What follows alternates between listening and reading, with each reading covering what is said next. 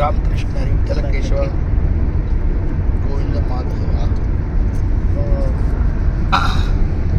प्रवचन सांगता का नाही तुम्ही मग दिंडीत? हो अर्ध्या तासाचं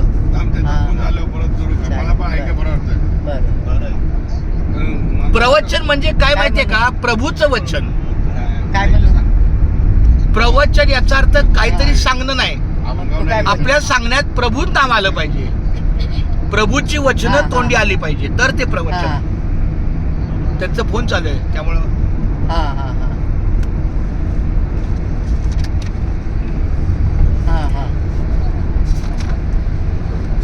छत्रपती शिवाजी महाराज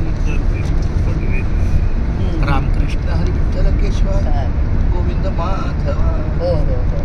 सगळ्यांना घे, सगळ्यांना घे बाळा. तेव्हा कधी पण असं घ्यायचं, सगळ्यांना असं पकडायचं असं. हा बस आता घे.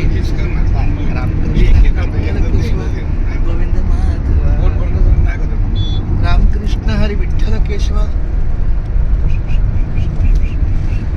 माझं पहिलं प्रवचन माझं पहिलं प्रवचन दिंडीच्या पहिल्या अभंगात झालं. पण अण्णा, प्रवचनाचा सगळ्यात मुख्य गाभा काय माहितीये का? शांतपणे ऐकणे, प्रवचनाला बाधा न आणणे. म्हणजे एका बाजूला प्रवचन चालू आहे, दुसऱ्या बाजूला आपण आपल्या गप्पामध्ये मग्न व्हायचं. बरोबर. आपल्या सांगण्यात आपण हा तर थोडं शांत पाहिजे. मोठ्या बाटलीत भरून घ्यायला पाहिजे. हे बघ इथं मामी घ्या, माझ्याकडे पण आहे.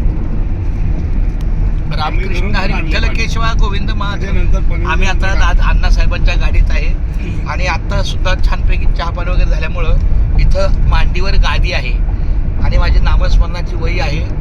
ठाईचं वैसुनी करा एक चित्त. माझ्या अभंगातला, माझ्या प्रवचनाचा सगळ्यात पहिलं प्रवचन आणि पहिला अभंग, नामसंकीर्तन साधन पै सोपे जळतील पापे जन्मांतरीची. पहिला अभंग ऐका आणि त्यानंतर मग मी त्याचं निवारण करतो. नामसंकीर्तन साधन पै सोपे जळतील पापे जन्मांतरीची. न लगती सायास जावे वनांतरा सुखे येतो घरा नारायण. ठाईच बैसुनी करा एक चित्त आवडी अनंत आळवावा. रामकृष्ण हरी विठ्ठल केशवा मंत्र हा जपावा सर्व काळ. याहून आणका असती साधन वाहतची आण विठोबाची. तुका म्हणे सोपे आहे सर्वाहुनी आणि शहाणा तो धनी घेत असे.